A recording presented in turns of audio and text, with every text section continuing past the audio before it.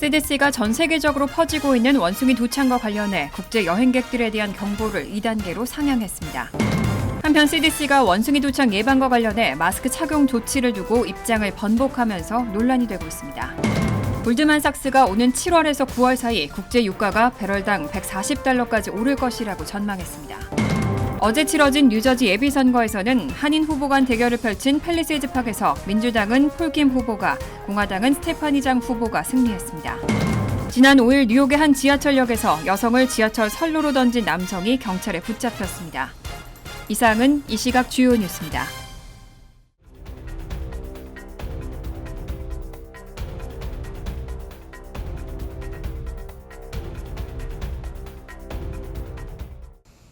시청자 여러분 안녕하십니까? KBN 뉴스입니다.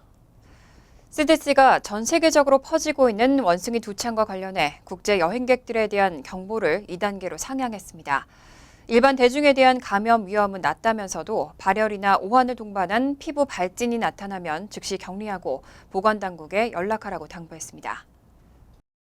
지난 6일 CDC는 전 세계 원숭이 도창 감염 사례가 1000건 이상을 넘어섰다는 점을 반영해 국제 여행객들에게 경계심을 높이라는 차원에서 경보를 2단계로 높였습니다. 2단계 경보는 여행객들에게 강화된 예방 조치를 취할 수 있도록 권장하는데 통상적인 주의를 기울이라는 1단계보다는 높지만 꼭 필요하지 않은 여행을 자제하라는 3단계보다는 낮은 수위입니다. CDC는 일반 대중에 대한 위험은 낮지만 발열이나 오한을 동반하거나 피부 발진이 나타나면 즉시 격리하고 보건당국에 연락할 것을 당부했습니다. 원숭이 도창의 증상은 주로 2주에서 4주 동안 지속되는데 첫 번째 단계에서는 발열이나 오한, 두통, 림프샘이 붓는 현상, 요통이나 근육통, 피로 등의 증상이 나타나고 두 번째 단계에서는 발진이 얼굴이나 다리, 팔에서 시작된 후 손이나 발, 입, 생식기 등으로 퍼지는 편으로 온몸에 수포가 생기게 됩니다. 감염자는 통상 수주 내에 회복되지만 중증에 빠지는 경우도 있습니다. 치사율은 3에서 6% 수준입니다. 잠복기는 보통 7일에서 14일이지만 짧게는 5일 만에 발병하거나 길게는 21일까지 지속되는 경우도 있습니다. 한편 CDC가 원숭이 도창 예방과 관련해 마스크 착용 조치를 두고 입장을 번복하면서 논란입니다. 호흡기 전파는 주된 감염 루트가 아니라면서 마스크 착용 권고를 삭제했는데요.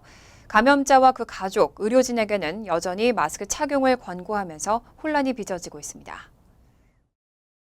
어제 CDC 대변인은 브리핑을 통해 CDC가 6일 밤 원숭이 도창과 관련한 국제 여행 안내문에서 마스크 착용 권고를 삭제했다며 이는 감염병 예방과 관련해 혼란을 야기했기 때문이라고 밝혔습니다. 이날 브리핑에서 CDC가 언급한 혼란에 대해 취재진이 추가 설명을 요구했지만 CDC는 응답하지 않았습니다. 앞서 CDC와 세계보건기구는 원숭이 도창은 감염자의 체액이나 오염된 침구, 성관계 등 밀접한 신체 접촉을 통해 주로 전염된다고 밝혔습니다. 제니퍼 맥퀴스턴 CDC 부국장은 원숭이 도창은 코로나19가 아니고 호흡기 전파가 주된 감염 루트가 아니라 크게 우려할 필요는 없다고 말했습니다. CDC 측이 마스크 착용과 관련한 권고 문항을 삭제한 것도 이러한 입장을 유지한 것으로 풀이됩니다. 하지만 일부 전문가는 공기 전염 가능성을 배제해선 안 된다고 주장하고 있습니다. 공기 전염이 원숭이 도창 확산의 주된 요인은 아니지만 어느 정도의 비중을 차지하는지는 정확한 연구가 이루어지지 않았다는 이유입니다. 뉴욕타임즈는 방역 전문가를 인용해 CDC의 이런 갑작스러운 권고 변경은 그만큼 원숭이 도창에 대한 이해가 부족하다는 것을 보여준다며 코로나19 확산 초기 공기 전염에 대해 CDC가 보인 혼란을 떠올리게 한다고 보도했습니다. 또 CDC는 원숭이 도창에 걸린 환자와 그 가족, 의료진 등의 마스크 착용은 여전히 권고하고 있습니다. 때문에 대응 방안에 혼란을 초래하고 있다는 지적이 이어지고 있습니다. 최근 잇따라 발생하는 총기 난사 사건에 총기를 규제해야 한다는 목소리가 커지고 있는데요. 어제 상원 민주당이 공화당과의 총기 규제 입법 협상에 일부 진전이 있었다고 밝혔습니다. 존 코닌 공화당 텍사스 상원 의원과 협상 중인 민주당 크리스 머피 커네티컷 상원 의원은 어제 기자들에게 매일 합의에 가까워지고 있다며 총기 규제 입법 협상에 일부 진전이 있었다는 긍정적인 평가를 전했습니다. 이와 관련해 척 슈머 상원 민주당 원내대표는 양당 협상단이 합의에 도달할 수 있도록 최소 이번 주말까지 협상 시한을 부여할 것이라고 말했습니다. 미치 매코넬 상원 공화당 원내대표도 양쪽 진영이 공통분모를 찾을 수 있기를 고대하고 있다고 전했습니다. 백악관 카린장 피에르 대변인은 바이든 대통령이 현재 의회에서 진행 중인 협상에 낙관적이라고 전했습니다. 머피와 코닌 의원은 협상에서 각 주가 위험인물의 총기 소유를 규제할 수 있는 이른바 적기법을 입법하도록 독려하는 내용을 논의 중인 것으로 알려졌습니다.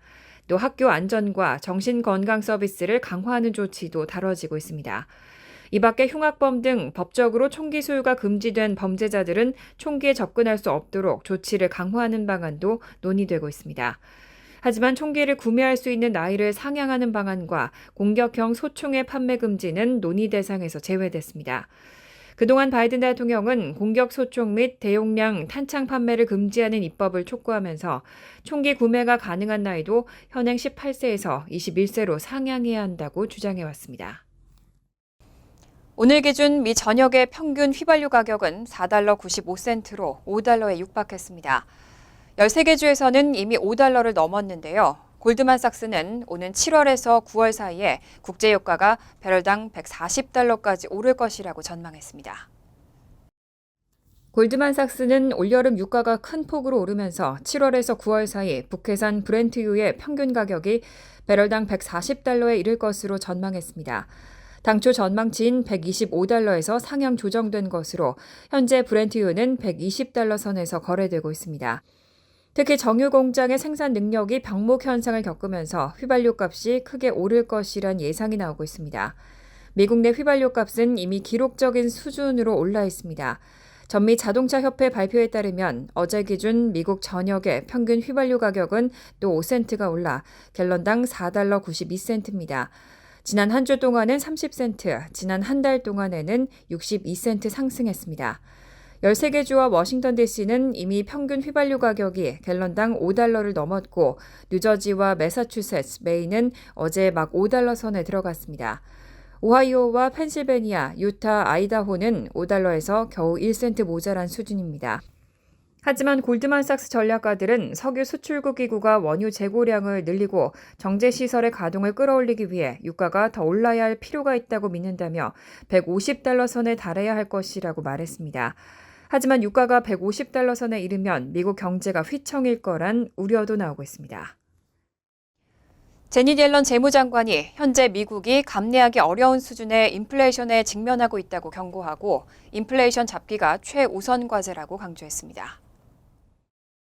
CNBC와 AP통신 등에 따르면 옐런 재무장관은 어제 상원 금융위원회 청문회에 출석해 미국이 감내하기 어려운 수준의 인플레이션에 직면하고 있다고 경고했습니다. 또 경제를 약화시키지 않고 물가 압력을 억제하기 위해서 적절한 예산 편성이 필요하다고 강조했습니다.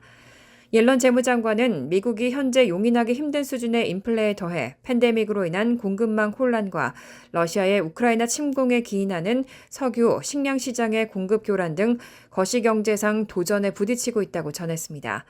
이어 노동시장의 기세를 손상하지 않은 채 인플레 압력을 억제하려면 연방준비제도의 금융정책 운용을 보완하는 적절한 예산 스탠스가 요구된다고 강조했습니다. 또 이날 옐런 장관은 인플레이션이 일시적이라고 한 이전 발언에 대한 비판에 직면했습니다. 옐런 장관은 우리 경제와 글로벌 공급망을 혼란하게 할 다양한 코로나 바이러스 변종과 씨름하게 되는 시나리오, 러시아의 우크라이나 침공이 식량과 에너지 가격에 미칠 영향은 예측하지 못했다면서 일시적인 것보다 더 나은 용어를 사용할 수 있었다고 시인했습니다. 또 급등하는 유가에 대해선 바이든 행정부의 기록적인 전략 비축유 방출이 없었다면 더 높았을 것이라면서도 글로벌 유가를 움직이는 충격으로부터 보호하는 것은 사실상 불가능하다며 미국이 지정학적 영향을 받지 않는 바람과 태양에 더 의존하게 되는 것이 중요하다고 덧붙였습니다. 최근 설문조사에서 미국인 10명 가운데 8명 이상은 현재 경제 상황이 나빠졌다고 대답했습니다. 1972년 관련 조사가 시작된 이래 경제에 대한 불만 수준이 가장 높았습니다. 어제 월스트리트저널은 NORC 공공문제연구센터와 공동 진행한 여론조사 결과에 대해 보도했습니다. 발표된 조사 결과 미국인들은 미국 경제에 대해 매우 비관적인 반응을 보였고 몇 년 만에 가장 높은 수준의 경제적 불만을 드러냈습니다. 응답자의 약 83%는 경제 상태가 나쁘거나 좋지 않다고 답했는데 3분의 1 이상, 즉 35%는 자신의 재정 상황에 전혀 만족하지 않는다고 대답했습니다. 이는 1972년 NORC가 조사를 실시한 이래 가장 높은 수준의 불만족입니다. 지난해 11월 NORC가 AP통신과 유사한 조사를 진행했을 때는 응답자의 65%가 국가 경제가 빈곤하다고 대답하면서도 개인 재정엔 낙관적 전망을 내놓은 바 있습니다. 또 응답자의 4분의 1이 넘는 27%는 생활 수준을 개선할 가능성이 있다고 대답했는데 지난해와 비교하면 20%포인트 하락한 겁니다. 반면 생활 수준의 개선이 필요하지 않다고 답한 응답자는 전체의 46%였습니다. 또 지난 몇 년간 재정 상황이 악화했다고 응답한 비율은 38%였습니다. 반세기 전 미국 제너럴 소셜 서베이 자료에 따르면 미국인 10명 중 3명 이상이 자신의 재정 상황이 더 나빠졌다고 말한 것은 2007년부터 2009년 경기 침체 당시를 제외하고는 이번이 처음입니다. 현재 H-1B 비자를 받아 일하는 이민자들의 자녀들은 21세 미만인 경우 그냥 머물 수 있지만 21세가 넘으면 영주권을 신청해야 하는데요. 구글과 아마존 등 미국의 빅테크 기업들이 국토안보부에 서한을 보내고 직원들의 성인 자녀가 추방되지 않도록 해달라고 요청했습니다. 구글과 아마존, IBM, 세일즈포스와 트위터, 우버 등은 지난 6일 국토안보부에 서한을 보내고 영주권 신청자들에 대한 이민 혜택을 21세를 넘긴 신청자의 성인 자녀에게도 확대 적용해달라고 촉구했습니다. 아직 영주권이 없더라도 이들이 미국에 머물면서 일자리를 얻을 수 있도록 허용해야 한다는 주장입니다. 이들 기업은 많은 장기 외국인 직원들의 자녀가 미국에서 가족들과 함께 체류하는데 엄청난 장벽에 부딪히고 있다면서 이는 점점 확대되는 이민비자 처리 지연과 단지 나이가 먹었다는 이유로 그들을 벌주는 낡은 규정 때문이라고 밝혔습니다. 미국의 테크 기업에는 고숙련 노동자에게 주는 H-1B 비자를 받아 일하는 이민자 직원들이 많은데 21세 미만인 이들의 자녀는 그냥 머물 수 있지만 21세를 넘기면 영주권을 신청해야 합니다. 그런데 문제는 영주권 처리가 지연되면서 그 결과가 나올 때까지 기다리는 도중에 추방될 수도 있다는 게 문제입니다. 때문에 기업들은 이런 상황이 가치 있는 직원들에게 불확실성을 안겨주고 기업들이 미국의 핵심적인 인재를 유치하고 보유하는 것을 가로막는다고 지적하고 있습니다. 한편 국토안보부 대변인은 알레한드로 마요르카스 장관은 합법적인 드리머에게 항구적인 시민권 획득 경로를 제공하는 초당적 입법 조치를 지지한다면서 올해 고용 기반의 영주권 발급을 최대화하려 작업 중이라고 밝혔습니다.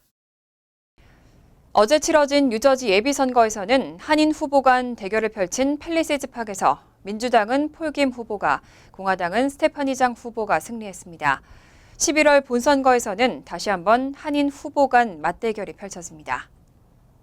팰리세이즈 팍 유권자들은 지속보다 변화를 선택했습니다. 민주당 시장 후보 예비선거 결과 폴 김 후보가 크리스 정 현 시장을 꺾고 민주당 후보가 유력시 되고 있습니다.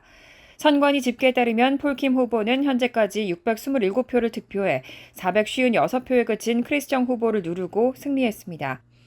아직 우편 투표와 잠정 투표 결과가 더해져야 하지만 승패에 큰 변화는 없을 것으로 보입니다. 시의원 선거도 민주당의 공천을 받은 마이클 비에트리 후보와 제이슨 킴 후보의 승리가 예상됩니다. 공화당은 스테파니 장 후보가 166표를 받아 61표에 그친 폴로타 후보를 꺾고 승리했습니다. 공화당 시의원 후보는 우윤구 후보와 원유봉 후보로 결정됐습니다.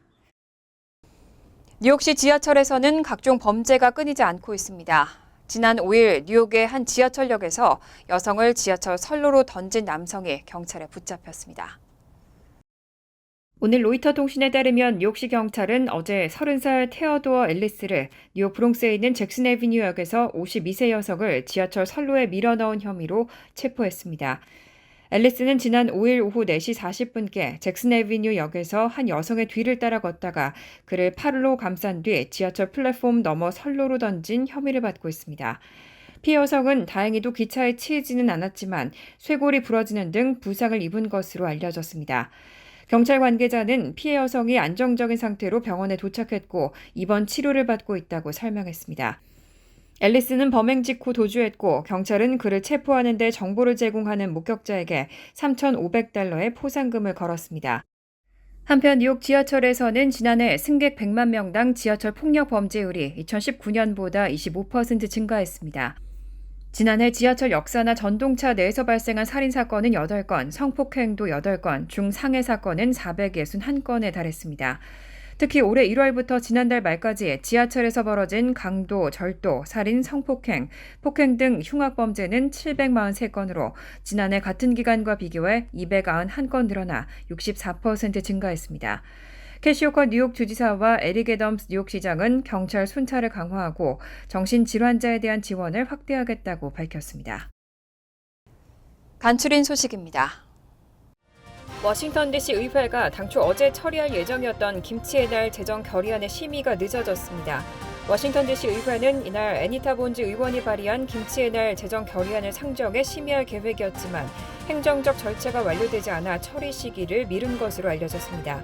결의안은 오늘 14일이나 다음 달 10일 처리될 것으로 정해졌습니다. 본즈 의원이 발의한 이 결의안에는 워싱턴 DC 의회의 의원 14명 가운데 본즈 의원을 포함해 13명이 서명했습니다. 연방식품의약국 자문기구가 어제 노바백스의 코로나19 백신에 대해 긴급 사용을 승인하라고 권고했습니다. 노바백스의 백신은 메신저 리보액산 방식인 화이자 모더나의 백신과 달리 코로나 바이러스 표면 단백질로 만들어진 나노 입자로 제조됐습니다.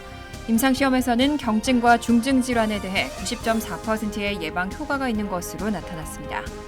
지난 3일 뉴욕주 보건국이 2020년 연방질병통제예방센터의 행동위험 요인 감시 시스템 통계를 분석해 발표한 바에 따르면 18세 이상 뉴욕주 성인의 흡연율은 12%로 전국 평균인 15.5%보다 3.5%포인트 낮았습니다. 뉴욕시만 따로 놓고 보면 흡연율은 10.1%입니다. 2017년 14.1%에 달하던 뉴욕주의 흡연율은 2018년 12.8%, 2019년 12.7%로 감소했고 2020년에는 12%까지 떨어지면서 매년 역대 최저치를 경신하고 있습니다. 민권센터는 오늘 10일 오후 3시부터 플러싱 고등학교에서 플러싱 중후범죄 프리존 야시장을 마련한다고 밝혔습니다. 이날 야시장에 앞서 오후 2시부터는 블렌드하우스 커뮤니티 센터부터 플러싱 고등학교까지 증오범죄 행진도 펼쳐질 예정입니다. 행사는 민권센터와 플러싱 상공회의소 등 지역단체가 함께합니다. 환율과 증권 소식입니다.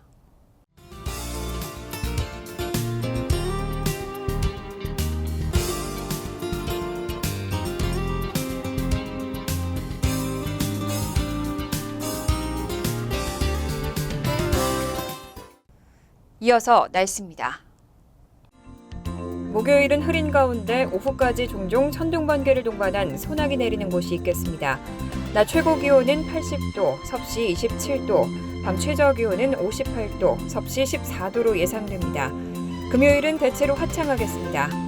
토요일은 대체로 흐리겠고 때때로 소나기 내릴 가능성이 있습니다. 이상으로 KBN 뉴스를 마칩니다. KBN과 함께 즐거운 저녁 되시기 바랍니다.